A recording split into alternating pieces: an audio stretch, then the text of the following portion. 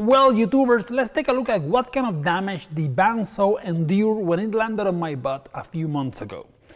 I would love to tell you that there was no damage, but you know, this protecting cover is missing here, and it's not because I like to endanger myself, it's because there was some damage. So let's take a look, and then let's see what we're gonna do to fix it. It is kind of tough to find a spot for the camera where I can show you all of this. But basically all I want to say is that, you know, all of these controls, the welder, the key, this portion here, the cutter, none of these got harmed. So I'm incredibly lucky because, you know, fixing this would have been probably hard. I mean, the key could have snapped, and then you would have had to go through hoops to replace that. This is something that could have gone like bent or all mangled up. These things, you don't want to mess with this. The controls in here, definitely you don't want that stuff busted. And by pure chance, all of these landed on the void. I think the table took most of the hit, but it didn't break, didn't get bent. So that was incredibly lucky that none of this got affected. Now, to have this gigantor bandsaw drop into the floor with zero damage would have been preposterously lucky, and of course, that would have not made a lot of sense. So the guard took a hit, and you can see here, this guy got bent, and it's really, you know, it's one of those things where you may think, well, let's just unbend it, but probably I'm gonna have to like remove it and put it back. And then the other part of the hinge that goes here also broke off. But you know, these are incredibly simple to fix items. So if that is all of the damage, then I'm incredibly lucky. And there are some cosmetic damage here, which I'm debating whether I'm gonna fix or not. I really don't know. But the first thing is obviously to get this door back in shape. So considering this project, there are 4 areas we need to look at. 2 are imperative, 2 are optional. The 2 imperative ones are the hinge eyelet that fell, it needs to be reattached. And the hinge eyelet that is all bent, I need to bend it up into position. The 2 that are optional are this knob in here that broke a little bit and this cosmetic issue. Obviously, that is the order of attack. I'm gonna go with this hinge eyelet first, this hinge eyelet second, maybe this one third, and probably will never touch this, but if ever, this is gonna be the 4th. Let's get started.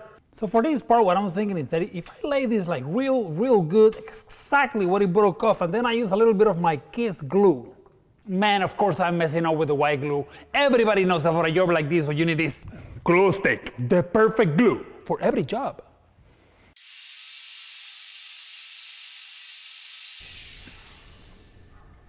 So let me do a quick documentary here to detail what is it that I'm trying to accomplish.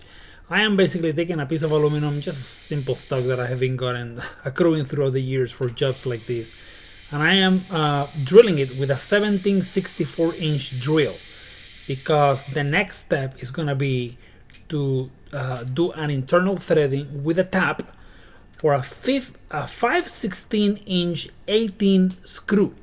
That is the screw that I found that can grab the eyelet. That eyelet that became loose, I can grab it pretty good with the screw, and the idea is that I'm gonna mount that eyelet, as you're seeing here. It's not very visible, but that's literally what I'm doing, so that I can face it. And the premise is that I'm gonna remove all of that slag. It's gonna become a perfect cylinder so that it can be reattached into the bandsaw.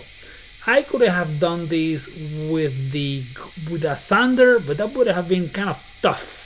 So I prefer to do it on the lathe because that gives me a perfect cylinder that is gonna give me the best adhesion possible into the bandsaw.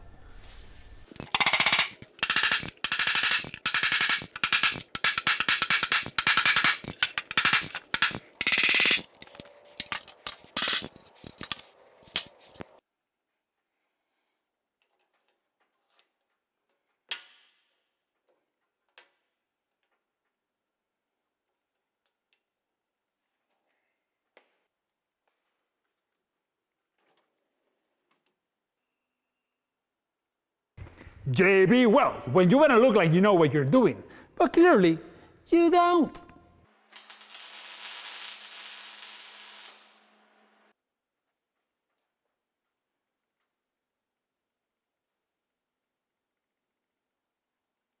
Well, YouTubers, the cover opens and closes, making the bandsaw safe. It is a little sticky when it's getting to this point. That's because the hinges are not perfectly aligned. I actually had to smack both hinge eyelets. I thought it was only the upper side, but the lower side had to be smacked pretty good as well just to align it. But you know, it is basically impossible to align these guys. Probably when this was done on the factory, the 4 eyelets were loose, they had a jig, they were welded, and you know, that's how you get it perfect. But once it is all bent up, it is practically impossible to get it back. But that's okay, because like I said, I can open and close, so when the day comes and I need to change a blade saw, I can a saw blade, I can do that, no biggie. In the meantime, it is safe, I can cut metal.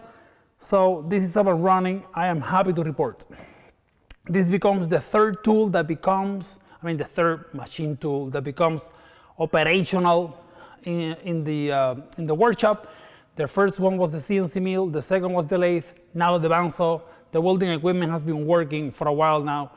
But the next one is going to be the mill. That's going to be the fourth, and then the grinder is going to be the fifth. The CNC plasma cutter is going to be the sixth.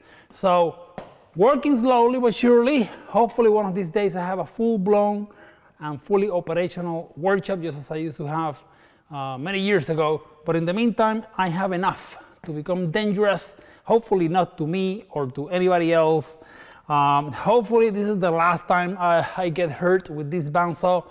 Hopefully this is the last time I do something stupid. But I'm gonna be honest with you, whenever I think that I am done being stupid, somehow I find ways of excelling my own stupidity. So I just have to keep 3 eyes open. 2 are not enough.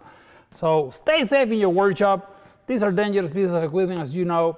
So definitely you want to be extremely cautious. But the milling machine is going to be next. That's going to be an upcoming video, probably 2 or 3 weeks in the future, very close future.